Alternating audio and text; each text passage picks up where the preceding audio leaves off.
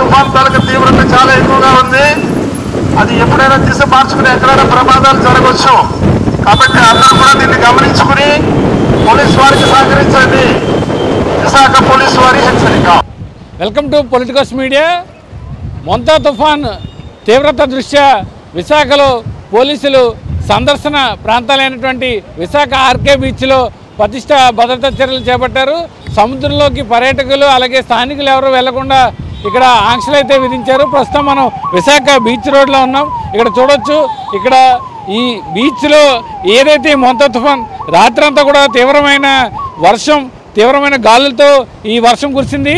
ఈ నేపథ్యంలో ఉదయం కొంచెం సేపు తెరిపినివ్వడంతో కొంచెం ఎండ కాస్తున్నట్లుగా కనిపించడంతో పర్యాటకులంతా కూడా విశాఖవాసులు బీచ్ ఎలా ఉంది, బీచ్ను చూసేందుకైతే పెద్ద సంఖ్యలో ఇతర రాష్ట్రాల నుంచి పర్యాటకులు అలాగే స్థానికులు బీచ్ వద్దకు పెద్ద సంఖ్యలో తరలి వస్తున్న నేపథ్యంలో ఇప్పటికే పోలీసులకు క్లియర్ కట్ ఇన్స్ట్రక్షన్ల మేరకు ఎవరిని కూడా సముద్రం తీర ప్రాంతంలోకి అనుమతించడం లేదు. పర్యాటకులకు ముఖ్యంగా, ఎందుకంటే సముద్రం ఎప్పుడు ఏ విధమైన చర్య జరుగుతుందనే ముందస్తు చర్యల్లో భాగంగా ప్రస్తుతం సముద్రంలోకి ఏదైతే మనం చూడొచ్చు, ఈ సముద్రం అంతా కూడా తీవ్ర ఉగ్రరూపం దాల్చినట్టుగా కనిపిస్తుంది.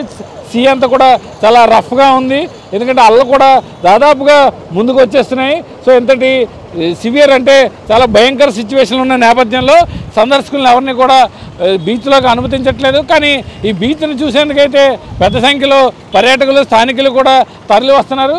కానీ ఏదైనా అనుకోని ప్రమాదం జరుగుతుందనే ముందస్తు చర్యల్లో భాగంగా ప్రస్తుతం పర్యాటకులు ఎవరిని లోపలికి రానివ్వడం లేదు. ప్రత్యేక పోలీసు బీచ్ పెట్రోల్ అంతా కూడా మైకుల ద్వారా పర్యాటకులకు అనౌన్స్ చేస్తున్నారు. అనౌన్స్ చేస్తూ సముద్ర తీరంలోకి ఎవరూ రావద్దని, పర్యాటకులంతా సురక్షిత ప్రాంతాల్లోకి వెళ్ళిపోవాలని సూచనలు చేస్తున్నారు. కాకపోయినప్పటికీ బీచ్ను చూద్దామనే ఉద్దేశంతో ఇతర రాష్ట్రాల నుంచి వచ్చిన, ముఖ్యంగా ఒడిశా, బెంగాల్, హైదరాబాద్ తదితర ప్రాంతాల నుంచి వచ్చిన వారంతా కూడా ఇక్కడ బీచ్ను చూసేందుకైతే వస్తున్నారు. మనం చూడొచ్చు విజువల్స్లో. అక్కడ పోలీసులు ఈ బీచ్ను చూడడానికి వచ్చిన వారందరినీ కూడా తిరిగి ప్రాంతాల నుంచి సురక్షిత ప్రాంతాలకు వెళ్ళిపోవాలని సూచిస్తున్నారు.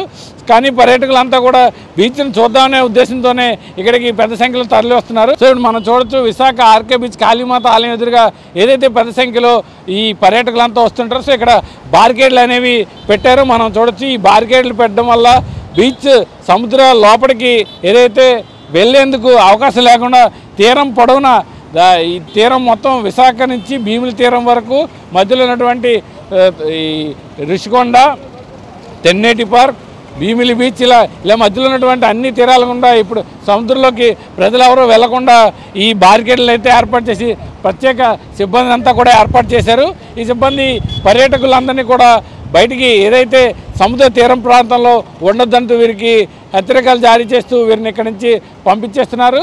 ఎందుకంటే ప్రస్తుతానికి కొంచెంసేపటికి తెరిపించినప్పటికీ ఆకాశం అంతా కూడా మేఘావృతం అయింది. మనం చూడొచ్చు, నల్లటి మబ్బులన్నీ కూడా కమ్ముకొని ఉన్నాయి. ఏ క్షణంలోనైనా వర్షం పడే అవకాశం ఉంది. పైగా తీవ్రంగా దాదాపు 50 నుంచి 60 కిలోమీటర్ల వేగంతో గాలులు కూడా ఇక్కడ వీస్తున్న పరిస్థితి అయితే ఉంది. ఈ నేపథ్యంలో ఎటువంటి అవాంఛనీయ ఘటనలు చోటు చేసుకోకుండా ఉండేందుకైతే పోలీసులు చర్యలు చేపడుతున్నారు. మనం ప్రత్యక్షంగా చూడొచ్చు, పోలీసులు అప్పుడే ప్రత్యక్షంగా వారిని తొలగిస్తున్నప్పటికీ కూడా వారంతా కూడా మళ్ళీ వచ్చి కూర్చోడంతో కొంచెం పోలీసులకి పని పెరిగిపోతుంది. ఎందుకంటే ఈ తీర ప్రాంతం అంతా కూడా పర్యాటకులు వచ్చేస్తున్నారు. వారిని ఇలా తరలించి కొంచెం ముందుకు వెళ్ళేసరికి మళ్ళీ వాళ్ళు వచ్చి ఈ బీచ్ను చూసేందుకైతే వస్తున్నారు. సో ప్రస్తుతానికైతే విశాఖ బీచ్ రోడ్లో ఈ మొంతా తుఫాన్ నేపథ్యంలో పర్యాటకులు ఎవరికి కూడా ఈ 2 రోజుల పాటు లోపలికి అనుమతి లేకపోవడంతో పర్యాటకులంతా కూడా ఒకంత నిరాశకు గురవుతున్నారు. కెమెరామెన్ ముఖేష్తో కిరణ్, పొలిటికోస్, విశాఖ నుంచి.